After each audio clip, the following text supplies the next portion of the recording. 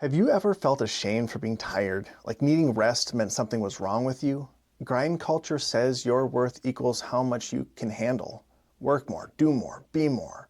But what if the problem isn't your boundaries? It's a system that profits from your endless availability. Today, we're dismantling the quiet belief that our worth is tied to how much we can endure. Because if we don't learn to honor our limits, we'll keep sacrificing our humanity on the altar of productivity.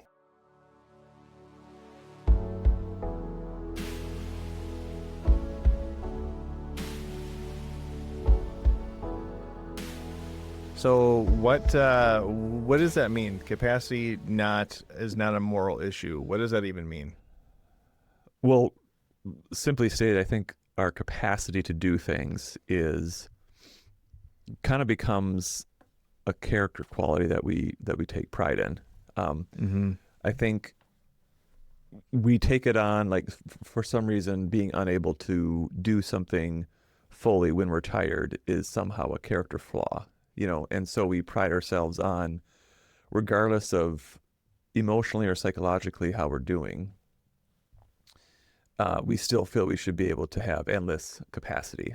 And what I would argue is that nobody is capable of having endless capacity.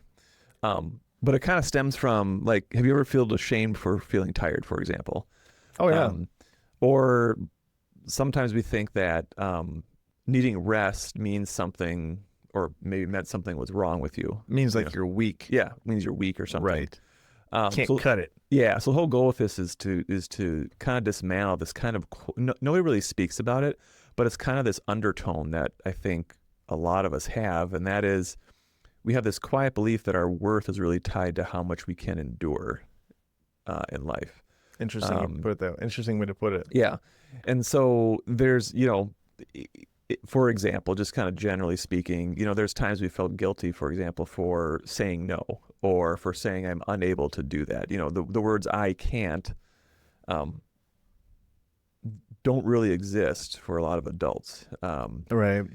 They exist for teenagers. They're saying, my teenager says I can't all the time, but there's a good reason for that, because they don't want to. They're developed, right, exactly. They don't AKA, want to. I can't, AKA I don't want to. But for us, when we say, like, if you ask me to do something and I say I can't, what's wrong with you? You probably receive it just fine, right. But internally, it's very difficult for me to do that. And I think that is the case with a lot of us, is saying no we perceive as being some kind of character flaw.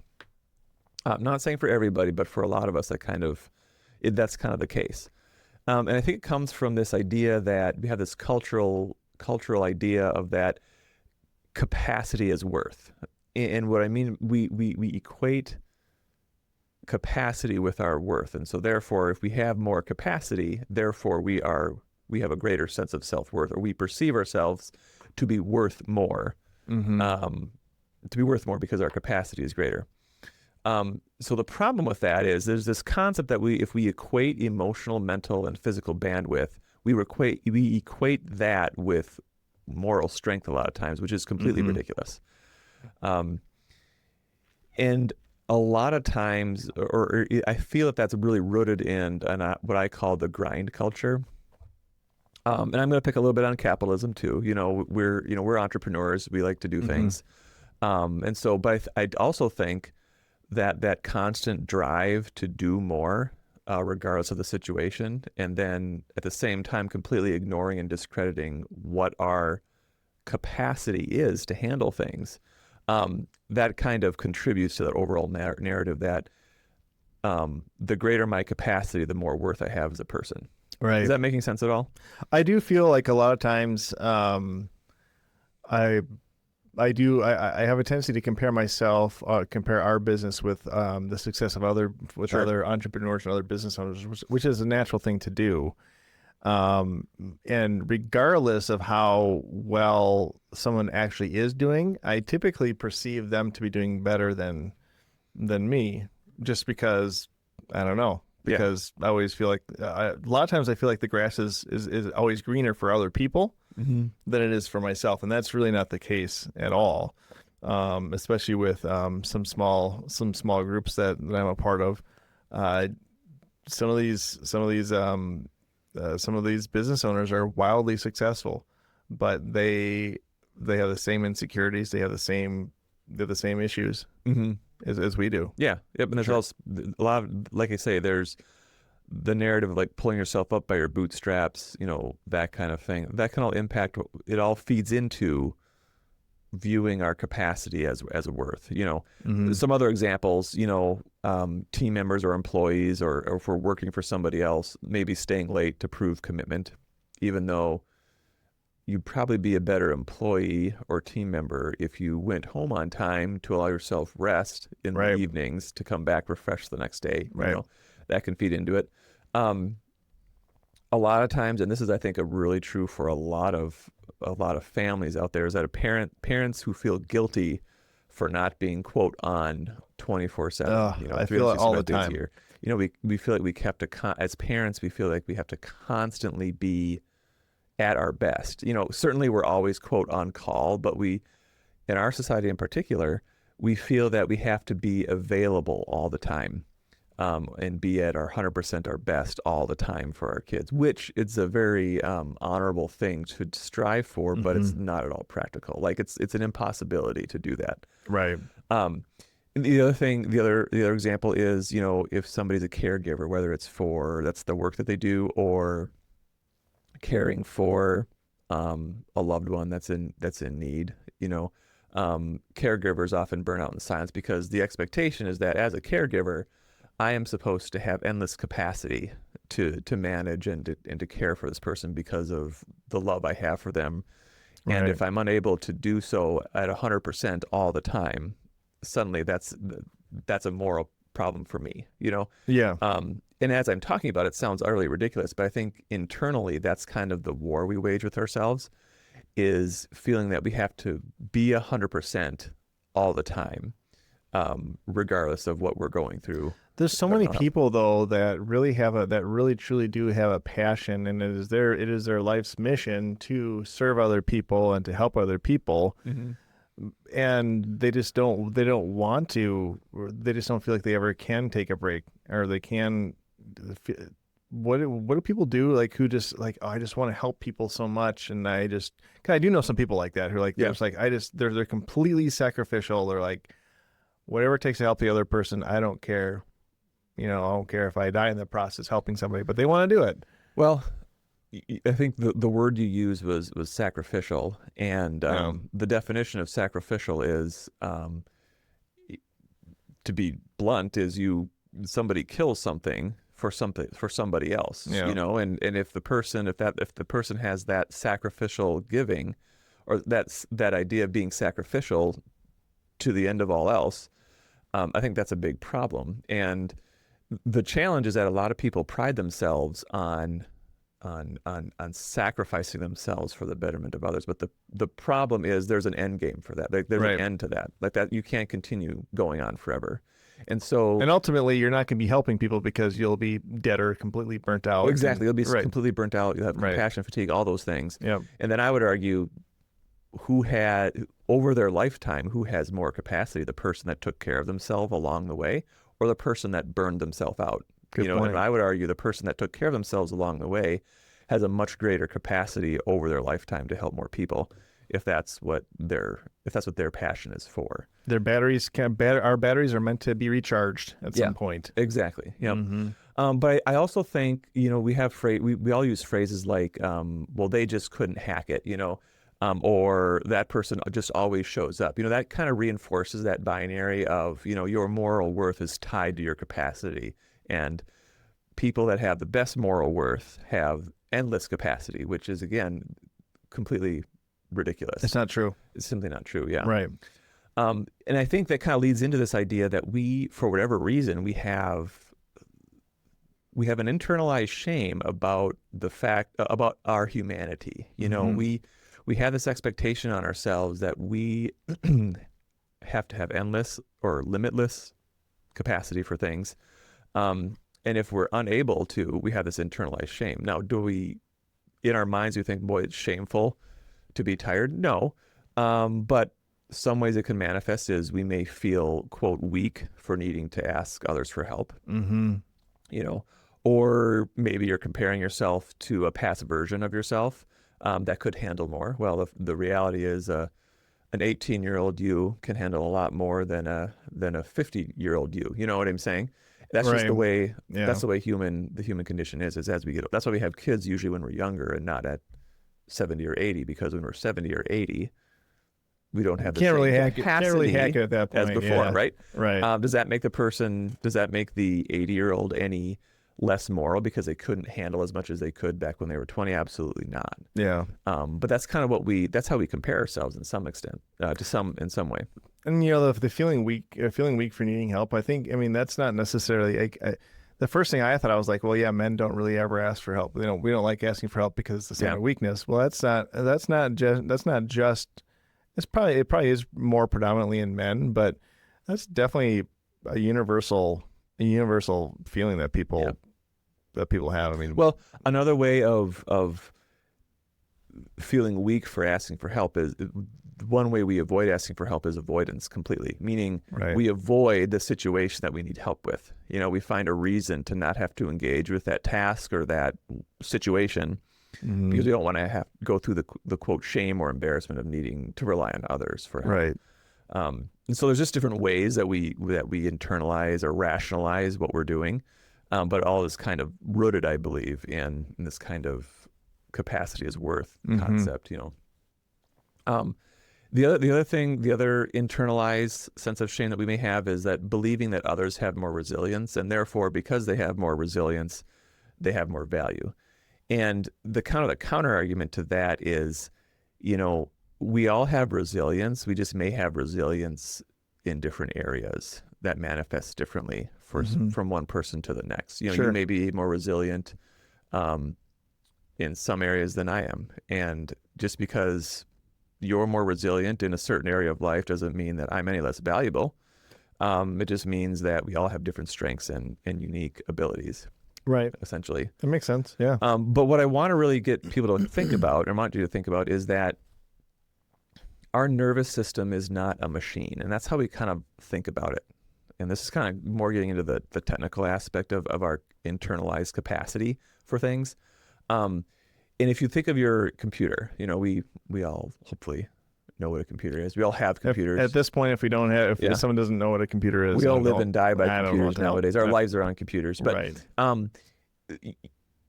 you're in your web browser, and all of a sudden your computer starts to slow down. What's one of the first things that you look at if your computer's acting really slow? Close some tabs. Probably closing some tabs. Every single one of those tabs on your web browser takes up memory. It takes up the computer's capacity. Oh, for sure. There was one time that a person who's very close to me, their phone was not operating very well. And this person who shall be unnamed had no less than 423 tabs open in their browser. What? How? Ever heard of bookmarks? Well, it kind of builds, especially with a mobile phone, you just keep, you're always it doesn't, they don't automatically close. It just kind of creeps up on you. But oh my gosh. Anyway, that caused the phone to slow way down. The performance was incredibly degraded because of all the work that it was trying to do. And so in order for the mobile device to get its capacity back to work on what's important, some of those tabs had to be closed out. The person had to say no to some of those tabs and say, no, I cannot do that anymore. Was that an emotional decision? I don't think it was a very emotional decision. It was an eye-opening decision. Okay. All right. But so there's a reason we don't have infinite tabs open on our computers, right? Right. There's also should be a reason why we don't allow ourselves to have this perception that we have infinite capacity for an infinite number of tasks. And so it's really important to normalize regression. It's important to normalize fatigue and even times depletion as not faults or moral failures, but more as biological signals that we need to take a step back, engage in some rest and self-care. What do you mean by normalizing regression? So as the more, because we don't want to regress. What's that? We want to progress, not regress. Well, of course, but if you overload, go back to the computer example. If you overload your tablet or your computer, whatever device you use, with too many tabs in the browser, your computer's performance is going to regress. It still has the capacity to perform at a very high level, but that level of performance is going to regress because it's being asked to do too much. And so in order to get your capacity back up to a high level of performance on your device, you have to close out some things and end some tasks that you're doing, that you're asking the computer to do. And so that's what I mean by regression. If the more open loops we have out there and the more we take on, the more our ability to perform or the ability to engage and do a good job in a meaningful way, it's going to regress because we're only allowed to do so much. So if you by default, but when you try to do everything, right, you really can't do anything. Right. And you can do anything. You can excel at anything. Yep. But you can't do everything. But you can't excel at everything. It's kind of you have to choose like one or two things. Right. Yeah. Well, the other way you can describe it is, or talk about it is, if everything is important, then nothing is important at all. Oh my gosh! Right? So I was kind of going back to the retreat that you and I had a couple of weeks ago now. We had to look at all of the values. We had to kind of list what values are important to you and which ones are not. Rank them from 1 to 10. I'm looking at these values. I'm like, well, of course, personal hygiene is important, so that's a 10. Of course, sleep is important, so that's a 10. Yeah. Of course, being diligent or whatever is they're all 10s. Yep. The point that they were making, I think the point that they were making though, is that you need to distill. I had to distill everything down to be like, okay, what is the one thing that I really need to work on? Yeah. To really benefit with all of these things. Yep. That was kind of interesting. So the reality check for all this is that, capacity is fluid, meaning it changes. It's contextual, so it's based on the situation we're in and what's going on in your environment. And that's also human, right? So what do I mean by that? Well, fluid meaning it can change as time goes on. Contextual meaning we're going to have a different capacity at work than we do at home. And then human means we're all imperfect human beings, and we all have unique abilities, and we all have unique areas that we're not so good at, areas of weakness. And it's important to keep that in mind. And what's true is that we find our capacity, our ability to manage things, change based on 3 different things. For example, the first one is environment. Our capacity to handle things is dependent on the environment that we're in. So what kind of support do we have in place? What kind of resources are available, and what stress is placed on our particular environment? If you look at, and this is just an example, if you look at a household with 2 parents compared to a household with 1 parent, the capacity for a parent in each of those 2 different situations is going to be different for obvious reasons. Right. And so obviously in a 2-parent household, there's going to be hopefully a more of a division of labor, and that'll in turn enable more internal resources for both parents to manage different things. Whereas someone that is in a single parent situation, their capacity, they're expected to do twice as much essentially on their own. And so their capacity for other things may be less. Right. And again, that's not a moral issue. It's not a moral fault of the person in a single family household. It's just the fact of human nature. Right. If it's all on you, you're going to get fatigued quicker, and your capacity is going to be slightly less. We all need support from other people. Yep. We really, truly do. Capacity also varies by, the life stage that we're in. So somebody that is in their 30s with 3 young kids, all under the age of 4, is going to have a very different capacity than somebody who's in their 50s with all their kids out of the house, right? And so it's just important to keep that in mind. But other areas, life stage, what if you're going through an illness? What if you're involved? What if a family member of yours has cancer, for example, and is going through cancer treatment? Your capacity in that particular, with that type of a life stage is going to be very different than if you're in a life stage in which everybody's healthy. Right. And you're not facing any of the difficulty. Or if you're going through trauma recovery, if someone's been through trauma, their capacity to handle other things when going through trauma recovery is going to be very different. And so it's really important that we remember that our capacity to handle things is very dependent on the situation. And our minds are only able to handle so much at a given time before it just starts to degrade, if that makes sense. But then even if everything's going swimmingly well and perfect, our capacity varies by the time of day. Did you have a good night's sleep the night before? What time did you get up?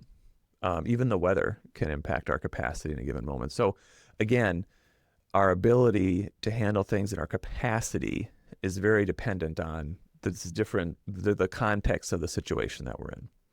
An example is even weather. Last night we had a bit of a storm, A little bit. and I was up relatively late, very closely watching the trees, because we have a hollow, basically hollowed out basswood tree, like a 50-foot tall tree, like 10-15 feet away from we're about 20 feet away from our house. And I'm thinking, man, if that thing ever falls, it's gonna fall right on the master bedroom. Well, So, but did watching it cause it to not fall? it did not, but I was it wouldn't have done anything. My capacity was well, I guess I don't really Your know. capacity was different in that situation. Your capacity perhaps to handle other normal stress associated with parenting was decreased a little bit because you were stressed out to a degree with the storm outside. Well, right? yeah, I was kind of game playing. I'm like, okay, so how do so if this thing starts to fall, I'm probably going to need to go get my daughter Sophia first to make sure that she doesn't get crushed by the branch. I was game. You probably shouldn't be laughing about our house getting crushed by a tree, but no, I mean, we were protected. We were fine. but you can see how your mental load changes when oh my gosh, yeah. You know, and I'm not saying you were a wreck in a ball in the corner, but when your mind is occupied by that, in addition to everything else, you can't just add that whole thing in there and not expect something else to suffer. Right. Does that make sense? Right. It's similar to like a phone battery. If your phone, unfortunately your Samsung phone, which has a horrible battery life, I'm assuming.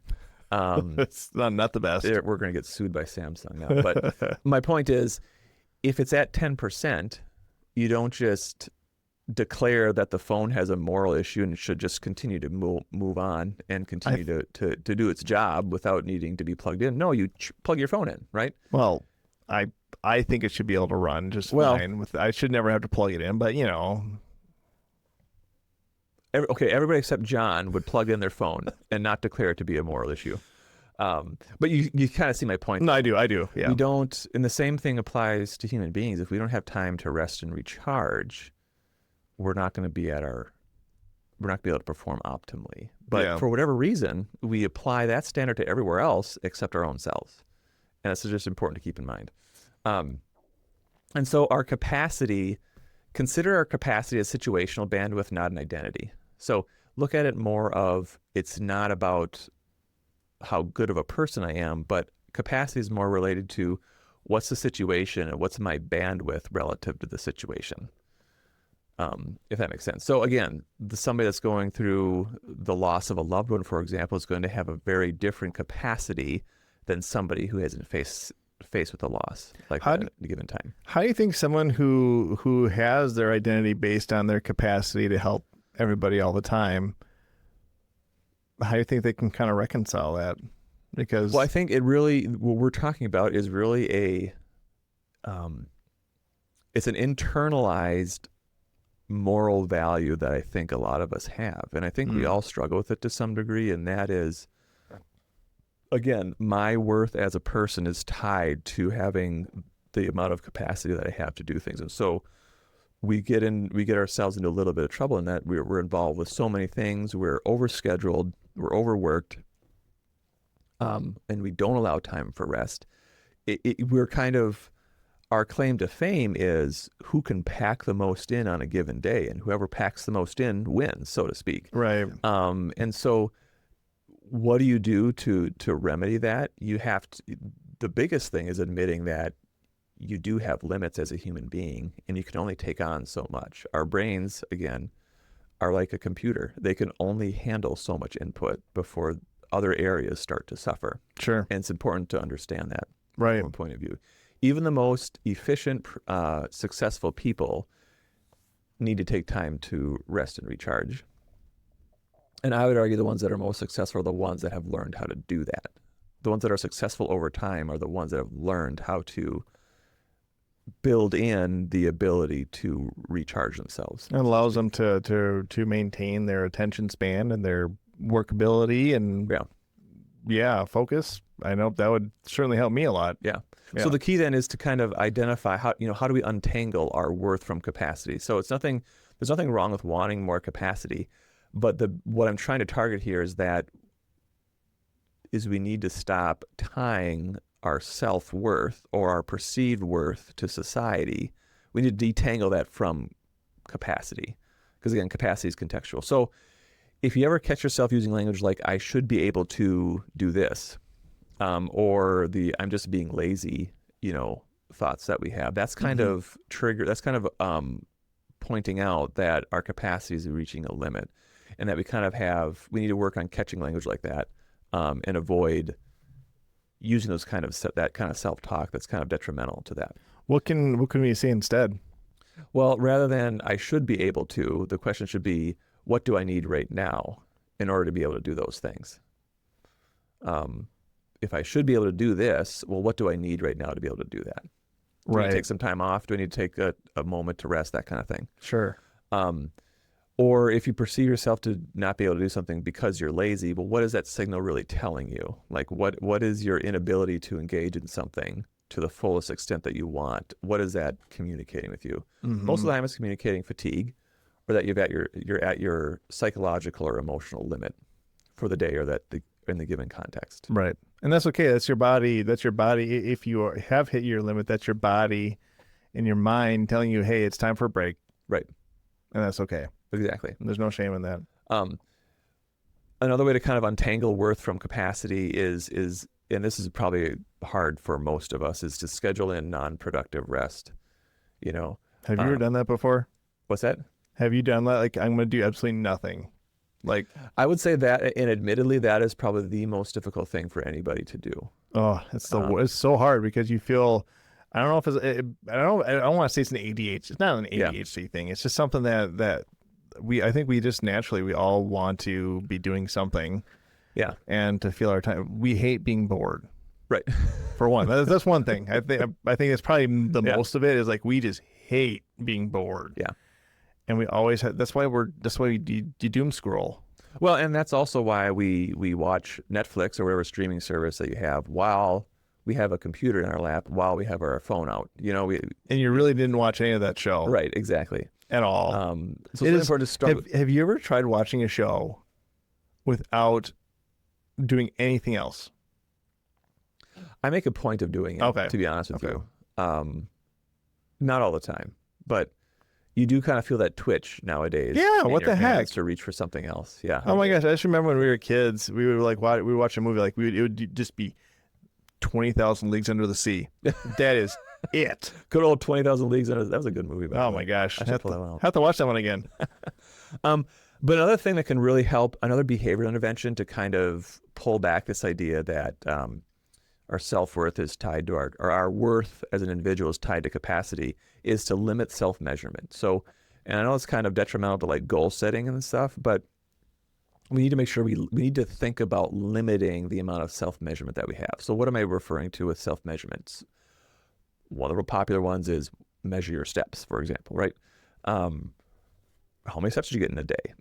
That's a great thing to measure, but is it necessary in a given moment amongst all the other things? Another self-measurement is, the classic social media piece is, are you comparing yourselves to other individuals?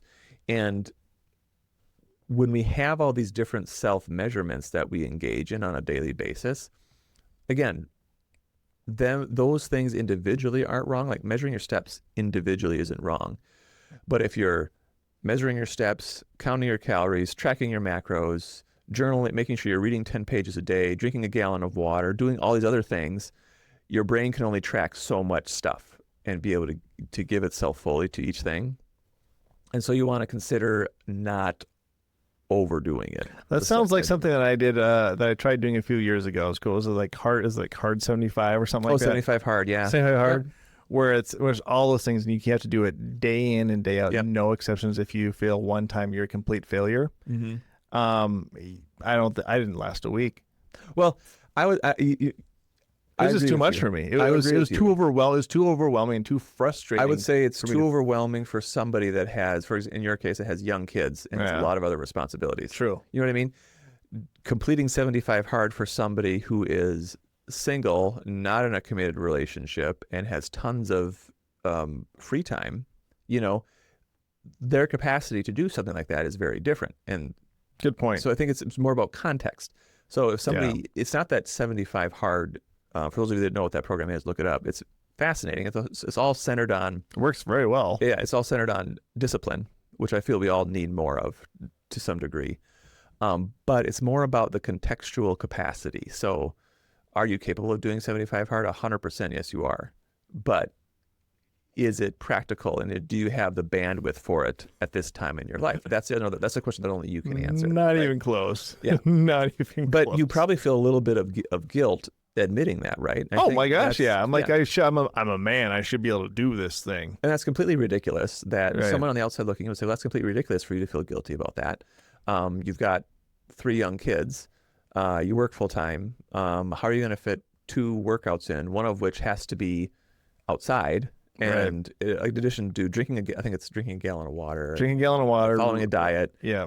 You know what I'm saying? So it's like, it's not that you can't do it. It's that do you have the capacity to do it? At this point in my life, I should not do it. It would be detrimental to my life if I were to try to do that, because something else would have to give. You know what I'm saying? And like, you can't just add 75 hard in to everything else that you're already doing. Right. Something has to give somewhere, whether you want to admit it or not. Something else is going to have to give.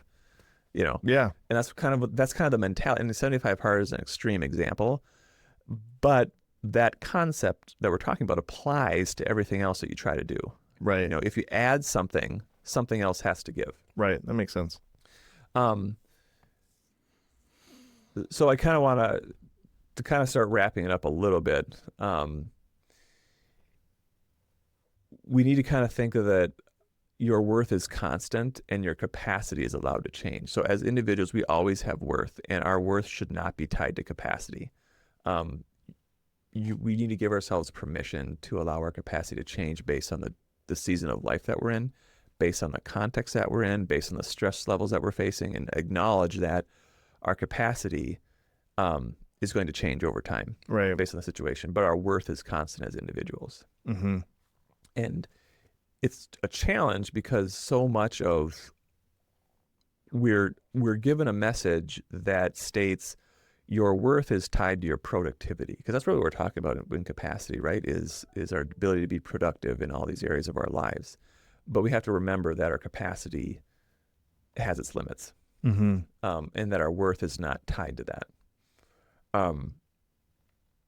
And so some things I'd like to invite people to kind of think about things, and that is like, what would you do differently if you believe your limitations didn't make you less lovable or less worthwhile as a person? I think if we took that on, and actually believe that, I think we would make different decisions. If we weren't so concerned of our worth being tied to what we're able to do, right? I think we'd make different decisions. And I would just encourage people to take a moment, look for one moment this week and notice that when you resist your limits, to then flip that around and soften them instead. Resist your limits and soften them. So instead. I probably didn't state that right, but notice one moment this week when you resist your limits. So when you say resisting your limits means I feel exhausted, but I'm still going to go do this anyway because my worth is tied to my capacity, even though in that moment resting would be better. And I would encourage people that when you finding yourself resisting your limits in that way, to soften yourself instead and give yourself permission to take a step back. That works. Yeah. I like that. That works. But also just don't do that all the time, right? Or just kind of, I don't know. Do you think people can kind of get into a habit of doing that too much? I think we're too far the other way, to be honest with you. I think when we tie our worth to our capacity, that's why we have things like being overscheduled, being worn out, being burnt out on all these areas. Certainly, can we go too far the other direction and saying, well, I just need to rest, and therefore I'm not going to do anything ever. Right. That's a very different conversation, right? But for those of us that we feel we have to be ultra productive in order to have worth as a person, we need to be able to give ourselves permission to soften and take a step back now and then. And engage in some self-care. Exactly. Sounds good enough. So that's it. That's all I got for you. That's all we got, right? That's all we got. Thank you for listening to this episode of the Non-Static Podcast. If you want to keep the conversation going, sign up for the Non-Static newsletter at nonstatic.org. And if you or someone you care about is struggling with their mental health, you can connect with us anytime at Inspire Services at inspireservicesllc.com. Take care, keep moving forward, and as always, enjoy the journey.